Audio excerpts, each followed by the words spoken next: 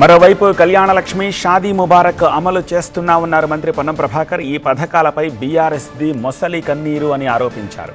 కోర్టులో counter file చేయకపోవడంపై విచారణ చేయిస్తామని, కోర్టులో తప్పకుండా న్యాయాన్ని గెలిపిస్తామని అన్నారు. చట్టపరమైనటువంటి అంశాలకు సంబంధించి చేయాల్సినప్పుడు ఆ రోజు జీవో తెచ్చినప్పుడు వాళ్ళు చేయాల్సి ఉండే కావచ్చు, కానీ మా ప్రభుత్వం ఇది ఒక మంచి కార్యక్రమం నడవడం మేము అడ్డం పడలే. ఇవాళ దానికి సంబంధించిన ఒక సమస్య ఏర్పడినప్పుడు అన్ని రకాల చట్టపరమైన చర్యలు తీసుకొని భవిష్యత్తులో ఇబ్బంది లేకుండా ఈ పథకాన్ని కొనసాగిస్తామని చెప్తున్నాం ప్రభుత్వ పక్షాలు.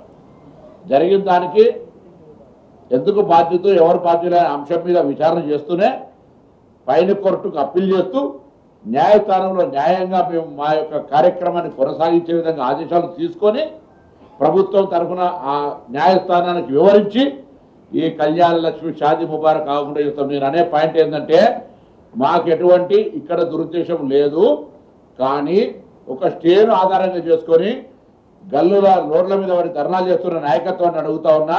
మీరు చేసినటువంటి లోపభూయిష్టమైన చట్టంతో కదా ఇలా ఆయనతో ఒక స్టే దొరికింది.